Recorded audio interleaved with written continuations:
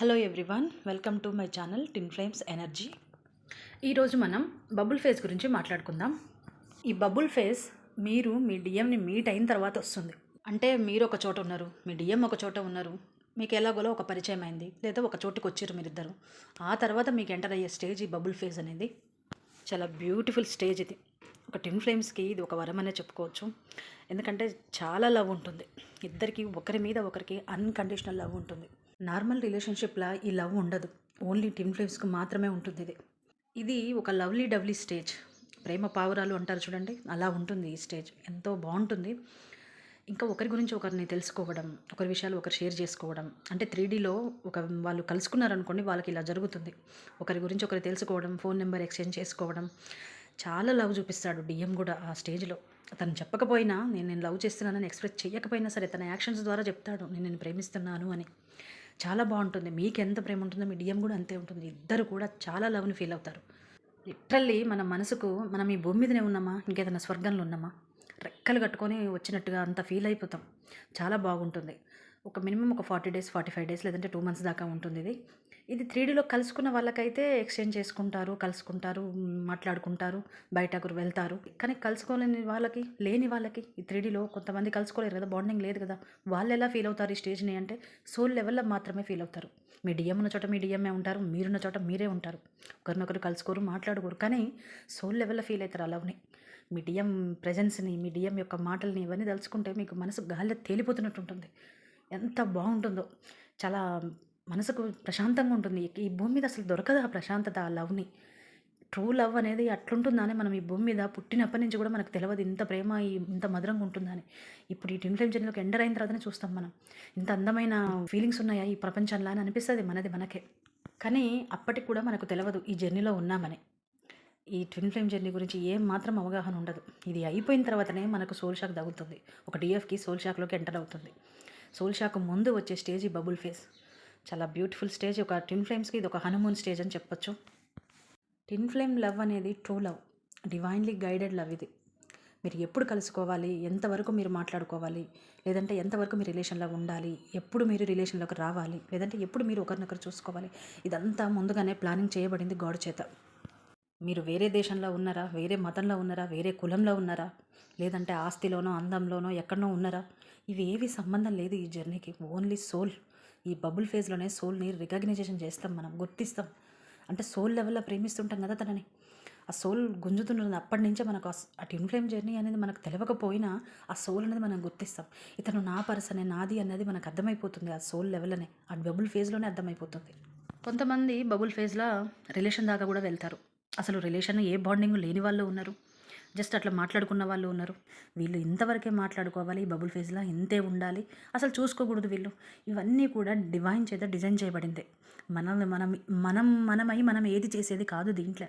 కొంతమంది అంటున్నారు బబుల్ ఫేజ్లో ఉన్నా నేను ఎట్లా బయటికి రావాలని. నో, మీరు వచ్చుడు కాదు, అదే దానితో వెళ్ళిపోతుంది. మనం ఏది చేయలేము. చూడండి, ట్విన్ ఫ్లేమ్స్ కాని వాళ్ళకంటే బయట వేరే వాళ్ళ నార్మల్ సోల్స్కి వాళ్ళకు ఇష్టం వచ్చిన పర్సన్ దగ్గరికి వెళ్ళే హక్కు వాళ్ళకు ఉంటుంది. కానీ ఈ జర్నీలో ఉన్న వాళ్ళకి ఆ హక్కు లేదు, మనకు అది ఆ చాయిస్ లేదు మనకు. ఇతను వేరే వాళ్ళ కాడికి వెళ్తా, నేను అతను లవ్ చేస్తా, ఇతను లవ్ చేస్తా, ఇతను కాకపోతే ఇంకొకరులే, నా లైఫ్లోకి ఇంకొకరు వస్తారులే అనేది ఉండదు ఈ ట్విన్ ఫ్లేమ్లో. ట్రూ లవ్ ఇది డివైన్లీ గైడెడ్ లవ్. ఇది చాయిస్ ఉండదు. ఇంకా మీ సోల్ కాబట్టి, అందుకే వన్ సోల్ కాబట్టి మీకు చాయిస్ అనేది ఇంకొకటి ఉండవు అక్కడ. ఓన్లీ ఒకటి, మీరు మీ డిఎం, అంతవరకే. ఈ స్టేజ్ దాటిన తర్వాతనే డిఎఫ్కి అవేకనింగ్ అనేది మొదలవుతుంది. నేను ట్విన్ ఫ్లేమ్ జర్నీలో ఉన్నాను అనేది తెలుసుకోవడం మొదలవుతుంది. అదే తన dark night of the soul అంటారు, దాన్ని అవేకనింగ్ స్టేజ్ అంటారు, లేదా ఈగో డెత్ అని అంటారు. ఈ అవేకనింగ్ అయిన తర్వాతనే డిఎఫ్ ఇన్నర్ వర్క్ స్టార్ట్ చేస్తుంది. ఇన్నర్ వర్క్ స్టార్ట్ చేసిన తర్వాతనే మీ డిఎం అవేకనింగ్ అనేది కూడా స్టార్ట్ అవుతుంది. ఇది బబుల్ ఫేజ్ అంటే. ఇది అందరికీ ఉంటుంది. ప్రతి ఒక్క టిన్ ఫ్లేమ్ దీన్ని ఎక్స్పీరియన్స్ చేయాల్సిందే. మీరు ఐదర్ ప్రత్యక్షంగానే చేస్తారు, లేదంటే పరోక్షంగానే చేస్తారు. కానీ అందరికీ మాత్రం ఉంటాయి ఈ జ్ఞాపకాలు. అసలు ఈ బబుల్ ఫేజ్ అనేది ఒక మధురమైన జ్ఞాపకం టిన్ ఫ్లేమ్స్కి. డిఎఫ్కే ఉంటుందా ఈ జర్నీల బాధ, డిఎంకి ఉండదా అని ఒకరు అడిగారు. మీ డిఎంకి కూడా ఉంటుంది. చూడండి, బబుల్ ఫేజ్లో ఇద్దరు లవ్ని ఫీల్ అవుతారు. కానీ మీరు షేర్ చేస్తారు. కొంతమంది డిఎఫ్ ఎక్స్ప్రెస్ చేస్తుంది, నువ్వంటే నాకు ఇష్టం అని బబుల్ ఫేజ్లోనే. కానీ మీ డిఎం చెప్పకపోయినా యాక్షన్స్ చెప్తాడు. అంటే తన పనుల ద్వారా, తన చేతుల ద్వారా మీ లవ్ని, తనకు మీ మీద ఉన్న లవ్ని ఎక్స్ప్రెస్ చేస్తుంటాడు. తన లవ్ని చెప్పాలి అంటే అతని ఈగో అనేది డెత్ కావాలి. తనకి ఎందుకు ఉండదు చెప్పండి బాధ? ప్రేమ ఉన్నప్పుడు బాధ కూడా ఉంటుంది కదా. మీరు బబుల్ ఫేజ్ అయిపోయిన తర్వాత ఏమైందంటే సపరేషన్ వచ్చేస్తుంది. ఆ సపరేషన్‌లో ఏమైద్దంటే హీలింగ్ లేక ఎప్పుడైతే మీరు ఇన్నర్ వర్క్ స్టార్ట్ చేస్తారో మీ డీఎంకి ఇక ట్రిగ్గరింగ్స్ మొదలైతాయి. ఆ ట్రిగ్గరింగ్స్ వల్ల అతను మీతోటి ఓపెన్ అప్ కాలేడు. అందులో ఒకటి ఈగో ఉంటది ఆ ఎనర్జీస్‌కి, డీఎం ఎనర్జీస్‌కి. అతని తప్పు కాదది. డివైన్ చేత డిజైన్ చేయబడ్డదది. నా పర్సన్‌కి ఈగో ఉంది, ఇంకొకరికి లేదు అనేది కాదిది. ఆ ఈగో అనేది ఆ డీఎం ఎనర్జీస్‌కి ఉంటాయి. మీ పర్సన్‌కి కాదు నేను చెప్తుంది. ఆ ఎనర్జీస్‌కి ఇంకా ఎన్ని కర్మలున్నాయో ఇవన్నీ ఉన్నాయి కదా! ఇవన్నీ దాటుకొనే మీరు కలవాలి. నార్మల్ లవ్ కాదు కదా ఇది. నా డిఎంకి ఇంత బాధ నా డిఎంకి బాధ లేదా, నా ఒక్కదానికే బాధ ఉందంటే కాదు. నీకెంత ప్రేమ ఉందో అతనికి కూడా అంతే ప్రేమ ఉంటుంది. నీకెంత బాధ ఉందో నీకంటే రెట్టింపు బాధ అతనికి ఉంటుంది.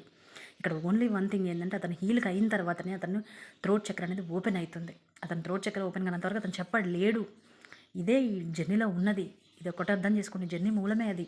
డిఎఫ్ హీల్ అయితేనే డిఎం ఓపెన్ అప్ అవుతాడు. డిఎంని ఈ జర్నీని అంగీకరిస్తాడు. ఇదే ఇంక అంతేగాని నా డిఎంకి ప్రేమ లేదా, నా డిఎంకి బాధ లేదా, నా డిఎంకి మనసే లేదు, రాతి గుండె ఇలా ఆలోచించకండి నెగిటివ్గా. మీ డిఎంకి అన్నీ ఉన్నాయి, మీ డిఎం మంచోడే, కానీ చెప్పే హక్కు లేదు తనకి. డివైన్ అట్లా చేసింది అతనికి డిజైనింగ్. ఏం చేస్తాం అది మీరు హీల్ చేసుకోండి. అందుకే మిమ్మల్ని మీరు హీల్ చేసుకోండి. మీరు ఎంత తొందరగా హీల్ అయితే మీ డిఎం అంత తొందరగా మీ దగ్గరికి వస్తాడు. ఇంకొక విషయం, మ్యారేజ్ అయిన డిఎఫ్స్కి నేను చెప్పాలనుకుంటున్నా. మ్యారేజ్ అయిన తర్వాత మీరు అవేకనింగ్ అయ్యారు. మీ లైఫ్లో ఇప్పుడు మీకు హస్బెండ్ ఉన్నాడు, పిల్లలు ఉన్నారు కదా. వన్స్ మీరు అవేకనింగ్ అయిన తర్వాత మీరు జర్నీని అంగీకరించండి. అంగీకరించడం అంటే ఏంది? మీరు సెలిబస్లో ఉండాలి. అదే మీరు జర్నీని అంగీకరించడం. మీరు సెలిబస్లో లేకుండా నాకు ఇది పోవాలి, నేను హీల్ కావాలి అని గాడ్ని అడిగితే గాడ్ నుంచి ఎలాంటి హెల్ప్ మీకు అందదు. ఫస్ట్ మీకోసం మీరు స్టాండ్ తీసుకోండి. మీ సెల్ఫ్కి మీరు హానెస్ట్గా ఉండండి. మీకు సెలిబస్లో లేదు, మీ హస్బెండ్ ఉన్నాడు మీ లైఫ్లో, అతను వచ్చి మిమ్మల్ని ఇబ్బంది పెడుతుండు, మీ సోల్ ఏడుస్తుంది కదా లోపల, నీకు ఇష్టం లేదు ఆ పని, అయినా కూడా జరుగుతుంది. ఎందుకు నువ్వు మరి దాన్ని ఖండించలేకపోతున్నావు? ఎందుకు నువ్వు నాకు ఇష్టం లేదు ఇది, నేను గాడ్కు నేను అంకితం కావాలనుకుంటున్నాను చెప్పలేకపోతుర్రు? నన్ను వదిలేయండి, ఇట్లా నా తపస్సు నన్ను చేసుకొనివ్వండి అని ఎందుకు మీకోసం మీరు స్టాండ్ తీసుకోలేకపోతుర్రు? మౌనంగా అట్లా భరిస్తే మీకే నష్టం. అది మీరు ఏడా అంగీకరించినట్టు ఈ జర్నీని చెప్పండి. మీ డిఎం మీద ఇంకెక్కడ ఉంది చెప్పండి ప్రేమ? ప్రేమ అంటే ఏంది చెప్పండి? అది అతన్ని ప్రేమిస్తున్నావు, ఇతనితోని రిలేషన్లో ఉంటున్నావు, ఇది ఎంతవరకు కరెక్ట్? నీకు ఇష్టం లేదు అయినా కూడా బలవంతంగా జరుగుతుంది అక్కడ, దాన్ని ఎందుకు నువ్వు ఆపట్లేవు అన్నదే క్వశ్చన్. డిఎఫ్ అంటే పవిత్రంగా ఉండాలి ఈ జర్నీలో. మనసుతోటి కూడా మనం ఆలోచించొద్దు. అఫ్కోర్స్ ఎవరు ఆలోచించము, కానీ బలవంతంగా ఒకరు నీ లైఫ్లోకి ఒకరు వచ్చారు, ఉంటున్నారు, నీకు ఇష్టం లేని పని చేస్తున్నారు అంటే దాన్ని నువ్వు ఖండించాలి. నీ కోసం మీరు స్టాండ్ తీసుకోండి. ఏ గాడ్ వచ్చి హెల్ప్ చేయరు. ఎవరు వచ్చి మీకు హెల్ప్ చేసినా ఎండ్ ఆఫ్ ది డే మాట్లాడేది మీరే, ఆపుకునేది మీరే కదా. మీకు ఆ శక్తిని ఇస్తాడు, ఆ ధైర్యాన్ని ఇస్తాడు గాడ్. మీరు చెప్పండి ఫస్ట్, మీకు మీరు సంకల్పం తీసుకోండి గట్టిగా. నేను ఈ జర్నీని అంగీకరించిన, నన్ను నేను హీల్ చేసుకోవాలనుకుంటున్నా, నా డిఎం అంటే నాకు ఇష్టం, ఎవరిని చూసి నేను అవేకనింగ్ అయినా అతడే నా మనసులో ఉన్నాడు, గాడ్ ఇచ్చండి నాకు ఇది, దీన్ని నేను అంగీకరిస్తున్నా, అతని కోసం నేను ఇన్నర్ వర్క్ చేస్తా, నన్ను నేను హీల్ చేసుకుంటా. నాకు ఏదైతే రీయూనియన్ కోసమే ఆశపడుతున్నావు కదా, నా డిఎం నీ మనసులో ఉన్నారు కదా, మన డిఎం నీ దగ్గర తీసుకొచ్చుకో ఇన్నర్ వర్క్ చేసుకొని. ఫస్ట్ ఇన్నర్ వర్క్ చేయాలి అంటే ఫస్ట్ మీరు పవిత్రంగా ఉండాలి. మీకు ఒకటి చెప్పాలనుకుంటున్నా డిఎఫ్, మీరు సెలిబసీ చేయనంత వరకు ఇన్నర్ వర్క్ చేసినా కూడా వ్యర్థమే. పవిత్రంగా అంటే ఏంది సెలిబసీ? అదే మోస్ట్ ఇంపార్టెంట్ ఈ జర్నీలో. లేదు నేను నన్నెవరో వచ్చి నా మీద వచ్చింది అనుకో, నాకు ఇష్టం లేకున్నా బలవంతంగా చేస్తారు, లేదంటే నేనే ఫోర్స్ఫుల్గా నా డిఎంని మర్చిపోనికి నేను పోతున్నా అని అంటే ఇట్స్ నాట్ ఇన్నర్ వర్క్. ఇది కరెక్ట్ ఇన్నర్ వర్క్ కాదు. మీకు ఇది ఒక పెద్ద కర్మలాగా క్రియేట్ అవుతుంది తెలుసా. మీకు ఆ చెప్పేంత ధైర్యం రావాలి. మీరు ఎవరు డిఎఫ్లు అవేకనింగ్ అయ్యారు, మీరు నార్మల్ సోల్స్ గారు. మీరు మీ లైఫ్లో ఉన్నవారు నాకు ఇతను దూరం అయిపోతాడేమో, అతను ఎక్కడో ఉన్నాడు, నా డిఎం ఎక్కడో ఉన్నాడు, ఇప్పుడున్న హస్బెండ్ కూడా నాకు దూరం అయిపోతాడేమో, నేను ఒక్కదాన్ని ఒంటరి అయిపోతాడేమో, నేను బయటికి వెళ్ళి ఎట్లా బతకాలా, ఇవన్నీ వస్తాయి క్వశ్చన్స్. ఐ అండర్స్టాండ్, కానీ అలా జరగదు ఈ జర్నీలో. మీరు ఇప్పుడు మీ హస్బెండ్ తోటి మీకు డివర్స్ కావాలంటే మీరు ఇన్నర్ వర్క్ కంప్లీట్ చేయాలి. ఎందుకంటే మీరు అవేకనింగ్ అయ్యారు. ఇది ఒక్కటి గుర్తుపెట్టుకోండి. మీరు నార్మల్ సోల్ కాదు కదా, మీరు అవేకనింగ్ అయ్యారు. అవేకనింగ్ అయిన తర్వాత మీ లైఫ్లో నుంచి ఆ పర్సన్ వెళ్ళిపోవాలంటే మీరు ఖచ్చితంగా ఇన్నర్ వర్క్ చేయాలి. ఇంకొక విషయం చెప్పాలంటే థర్డ్ పార్టీకి కూడా మెడిటేషన్ ఉంటుంది ఒకటి, థర్డ్ పార్టీ రిలీజింగ్ కూడా. అది ఎప్పటికో అవుతుంది తెలుసా, అదంత ఈజీ కూడా కాదు. మీరు ఒక అవేకనింగ్ అయిన సోల్, అవేకనింగ్ అయిన పర్సన్వి మీరు. మీ లైఫ్లో ఎవరు ఉండాలి, ఎవరు పోవాలనేది గాడ్ నిర్ణయం. గాడ్ మీకు ఇప్పుడు మీరు ఎవరి కింద ఉన్నారు? యూనివర్స్ కింద ఉన్నారు మీరు ఎప్పుడైతే ఇన్నర్ వర్క్ స్టార్ట్ చేస్తారో అప్పుడు మీ డిఎం అవేకనింగ్ అక్కడ స్టార్ట్ అయింది. సెలిబసీలో ఉంటూ ఎప్పుడైతే మీరు ఇన్నర్ వర్క్ స్టార్ట్ చేస్తారో అప్పుడే మీరు ఈ జర్నీని అంగీకరించినట్టు లెక్క. గాడ్ మీకు ఇచ్చిన ఈ జర్నీని ఆయన నిర్ణయాన్ని మీరు గౌరవించినట్టు లెక్క. అదర్వైజ్ ఇది ఏదైనా సరే మీకు భయం అవుతుంది, నాకు ఎవరు ఏమంటారో, నన్ను వాళ్ళు ఎలా కొడతారో, వీళ్ళు ఎట్లా అర్థం చేసుకుంటారో, సొసైటీ ఏమంటుందో, నేను ఏమైపోతానో, ఇవన్నీ వదిలేయండి. మీ ఇష్టదైవం ఎవరుందో వాళ్ళకు సరెండర్ చేయండి వీటన్నిటిని.